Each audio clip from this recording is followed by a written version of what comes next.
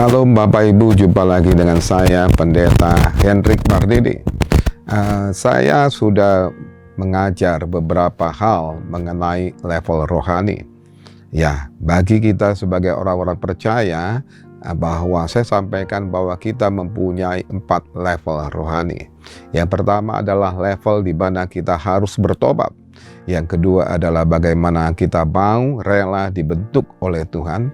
Dan yang ketiga, bagaimana kita sebagai seorang daripada orang yang sudah diselamatkan menjadi seorang yang akan menjadi hamba Tuhan, kita perlu taat. Dan yang terakhir adalah bagaimana kita bisa mempertahankan daripada semua apa yang Tuhan berikan melalui kesetiaan. Nah, Bapak Ibu, mengenai hal level rohani ini, saya mendapatkan daripada Yohanes 4 ayat 23 yang berbicara bahwa Bapa mencari penyembah-penyembah yang menyembah di dalam roh dan kebenaran. Dan kebenaran adalah berbicara mengenai kebenaran Tuhan. Tapi Bapak Ibu, Tuhan berbicara bahwa di dalam Yohanes 4 ayat 23 dia berbicara dalam roh dan kebenaran. Memang kebenaran adalah Tuhan, tapi yang dia cari adalah kebenaran kita.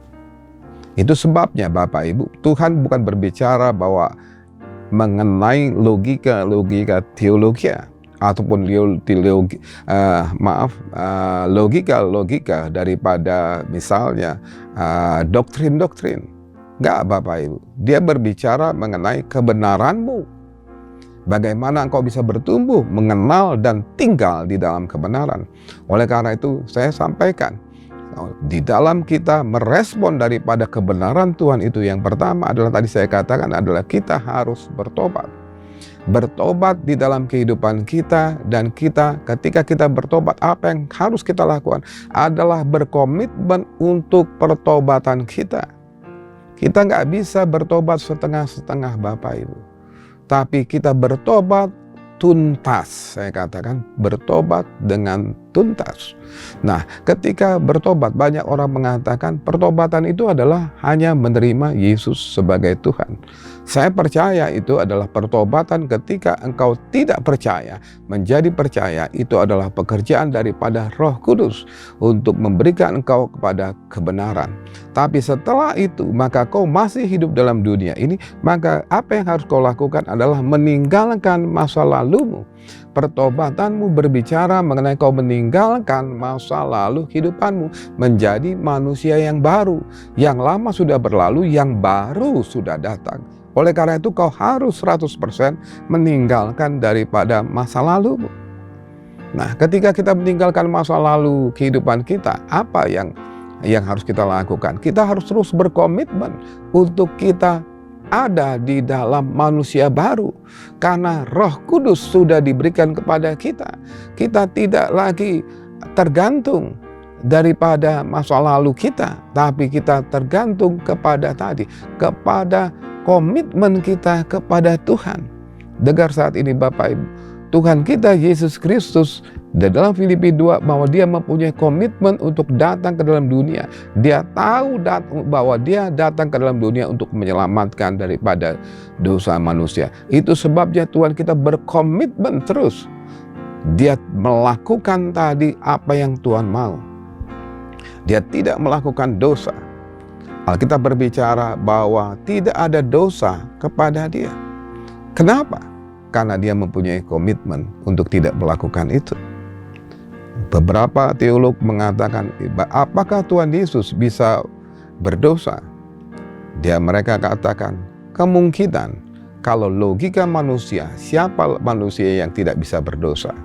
Tapi komitmen Tuhan Yesus di dalam kebenaran Tuhan adalah sangat besar, sehingga dosa tidak bisa menjamah dia. Amin Bapak Ibu. Sekali lagi saya sampaikan bahwa komitmen Tuhan Yesus terhadap kebenaran adalah sangat besar, sehingga dosa tidak dapat menjamahnya. Nah, begitu juga terhadap kehidupan kita. Mungkin Bapak Ibu, perbedaan daripada kita dengan Tuhan Yesus adalah komitmen kita untuk hidup dalam kebenaran. Kita memang adalah manusia, dan kita selalu mengatakan kita adalah manusia yang lemah. Itu sebabnya banyak orang mengatakan, oh saya manusia yang lemah, sehingga saya bisa saja terjadi bahwa saya akhirnya kembali lagi. Masalahnya bukan soal kelemahan Bapak Ibu, adalah komitmen kita. Kalau ketika kita tahu itu adalah bukan karena Tuhan lagi, Dia sudah selesai mengampuni dosa-dosa kita. Tapi yang paling utama adalah bagaimana kita bisa berkomitmen untuk terus tinggal di dalam pertobatan ini. Nah, beberapa hari yang lalu ataupun saya berjumpa dengan seorang daripada anak Tuhan yang suka dengan pengajaran seorang hamba Tuhan dari Singapura yang terkenal dengan teologianya Hyper Grace. Dan dia mengatakan bahwa banyak orang yang salah mengerti mengenai Hyper Grace. Saya suka dengan khotbah-khotbahnya dan doktrin-doktrinnya. Ya, saya tidak begitu kenal Bapak Ibu, tapi saya mau katakan, saya katakan kepadanya, masalah apapun juga, doktrin apapun juga, saya katakan bahwa Tuhan sudah selesai dengan dosa kita. Yang tidak selesai adalah diri kita. Pertobatan kita sudah selesai. Dosa kita sudah diampuni. Tapi sekarang Tuhan hanya mencari komitmen kita. Walaupun doktrin mau hyper grace, super hyper grace sekalipun juga Bapak Ibu. Kalau kau tidak berkomitmen, gak ada artinya. Jangan membuat alasan Bapak Ibu. Kadang-kadang kita membuat alasan. Sehingga katakan, ketika saya dengan doktrin ini saya bisa melakukan banyak-banyak dosa. Habis itu bertobat lagi. Karena kasihnya besar, kasihnya ajaib. Sehingga saya pasti akan diampuni. Pasti diampuni Bapak Ibu. Karena orang yang ada penjahat di sebelah kanan daripada Tuhan Yesus sendiri pun mengatakan, ketika dikatakan, Yesus ingatlah akan aku ketika kau sampai dalam kerajaanmu. Tuhan Yesus sendiri mengatakan bahwa sesungguhnya aku katakan kepadamu, hari ini juga engkau bersama-sama dengan aku di dalam Firdaus. Artinya sampai saat terakhir pun kau bisa diampuni. Tapi masalahnya tadi bukan soal doktrinmu, bukan soal pengajaranmu, adalah soal komitmenmu. Apa kau benar-benar berkomitmen kepada Tuhan? Kalau kau berkomitmen kepada pertobatanmu, maka kau tidak perlu mengetahui ada yang super, hyper, grace dan lain sebagainya. Kau nggak perlu itu. Yang kau perlukan adalah tadi, saya mau tetap dalam pertobatan saya. Nah, Bapak Ibu, bagaimana kalau misalnya pertobatan kita tidak tuntas? Banyak orang mengatakan, bukankah bahwa Tuhan tetap bisa memakai kita? Bisa. Alkitab juga berbicara bahwa bukan karena perbuatan kita, tapi karena anugerah. Nah, level yang kedua yang saya sampaikan adalah Tuhan akan membentukmu. Ketika Tuhan membentuk kita dan kita sudah sampai kepada bentukan Tuhan, maka Tuhan juga akan membawa kita kepada tadi rencananya. Tapi apakah bisa orang yang bertobat tidak tuntas bisa melayani Tuhan? Bisa. Tapi apa yang akan terjadi? Yang akan terjadi Bapak Ibu, seperti tadi saya katakan, akan terjadi bahwa mereka ataupun dia akan jatuh. Sering jatuh, sering jatuh, sering jatuh. Karena apa? Karena tadi dia membangun lubang untuk dirinya sendiri. Oleh karena itu Bapak Ibu, kalau kita mau sungguh-sungguh melayani Tuhan, tuntaskan pertobatan kita. Beberapa orang mengatakan Bapak Ibu, kita bisa melihat banyak hamba Tuhan yang dulu begini-begini dan dia jatuh, setelah itu dia bangkit lagi, dipakai Tuhan lebih dahsyat lagi, dan cerita dan lain sebagainya. Bapak Ibu, kita harus berdoa bahwa bukan saja daripada hamba Tuhan, bisa saja, tapi yang Tuhan cari, Bapak yang dicari adalah bagaimana komitmenmu kepada Dia. Bukan karena apa yang kau lakukan kepadanya, tapi apa yang kau komitmenkannya kepadanya. Kau ada terus di dalam komitmen kepada Tuhan. Nah, Bapak Ibu, kita bisa melihat dasar daripada seluruh pelayanan adalah pertobatan. Begitu juga kadang-kadang orang mengatakan ada yang menyerang saya ataupun mengajak sesuatu diskusi ataupun dan lain sebagainya yang mengatakan bahwa oh Bapak itu mengambil keperpuluhan kepada jemaat ya, Bapak itu mata duitan ya. Saya katakan saya memang adalah pendeta yang mengajar perpuluhan Bapak Ibu. Saya mengajar perpuluhan supaya orang memberi perpuluhan karena saya juga memberi perpuluhan. Ketika kita memberi perpuluhan, sebenarnya apa yang harus kita lakukan?